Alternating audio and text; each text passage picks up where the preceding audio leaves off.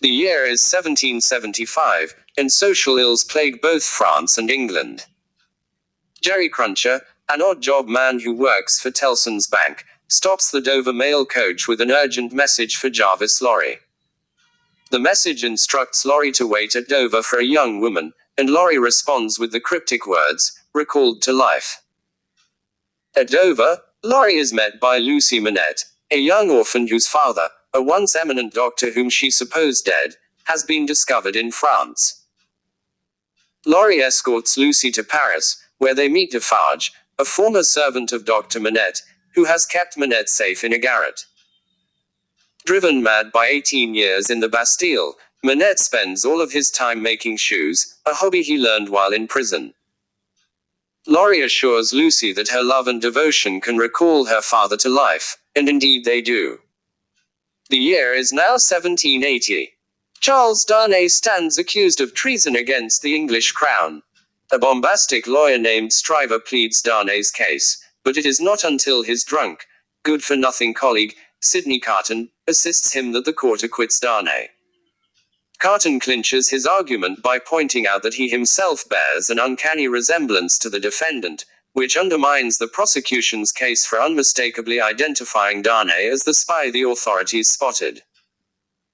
Lucy and Dr. Manette watched the court proceedings, and that night, Carton escorts Darnay to a tavern and asks how it feels to receive the sympathy of a woman like Lucy. Carton despises and resents Darnay because he reminds him of all that he himself has given up and might have been. In France, the cruel Marquis Evremond runs down a plebeian child with his carriage. Manifesting an attitude typical of the aristocracy in regard to the poor at that time, the Marquis shows no regret, but instead curses the peasantry and hurries home to his chateau, where he awaits the arrival of his nephew, Darnay, from England. Arriving later that night, Darnay curses his uncle and the French aristocracy for its abominable treatment of the people. He renounces his identity as an Evremond and announces his intention to return to England. That night, the Marquis is murdered. The murderer has left a note signed with the nickname adopted by French revolutionaries, Jacques. A year passes, and Darnay asks Manette for permission to marry Lucy. He says that, if Lucy accepts, he will reveal his true identity to Manette.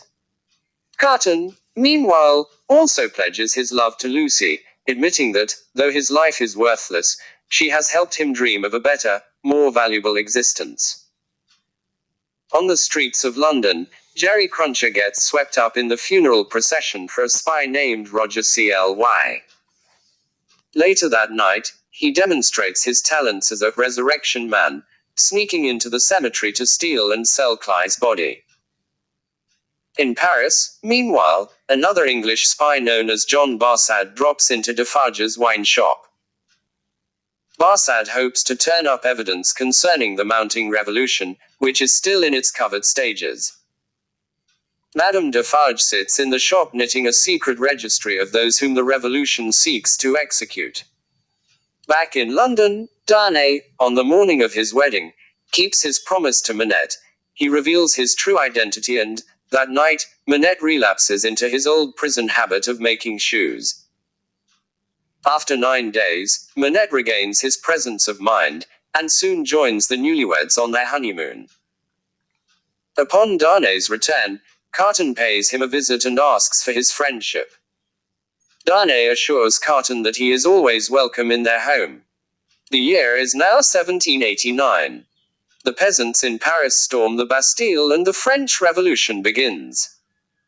The revolutionaries murder aristocrats in the streets, and Gabble, a man charged with the maintenance of the Evremond estate, is imprisoned.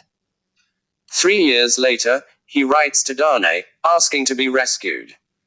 Despite the threat of great danger to his person, Darnay departs immediately for France.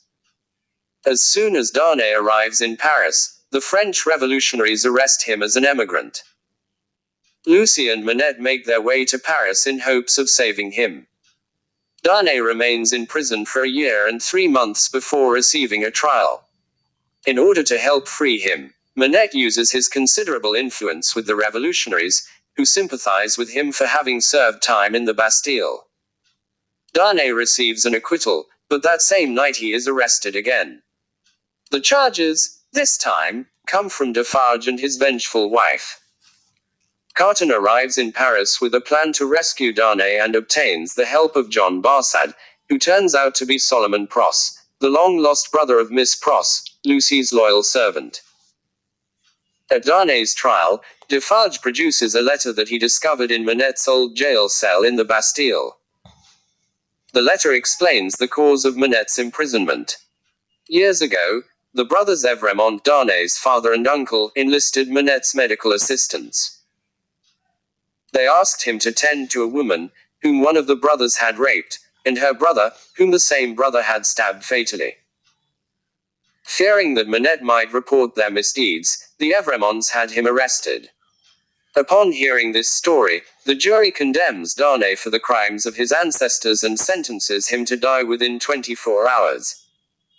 That night, at the Defarges' wine shop, Carton overhears Madame Defarge plotting to have Lucy and her daughter, also Darnay's daughter, executed as well. Madame Defarge, it turns out, is the surviving sibling of the man and woman killed by the Evremonts. Carton arranges for the Manette's immediate departure from France.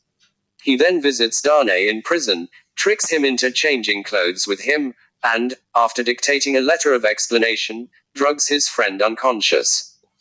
Barsad carries Darnay, now disguised as Carton, to an awaiting coach, while Carton, disguised as Darnay, awaits execution. As Darnay, Lucy, their child, and Dr. Manette speed away from Paris, Madame Defarge arrives at Lucy's apartment, hoping to arrest her. There she finds the supremely protective Miss Pross. A scuffle ensues, and Madame Defarge dies by the bullet of her own gun. Sidney Carton meets his death at the guillotine, and the narrator confidently asserts that Carton dies with the knowledge that he has finally imbued his life with meaning.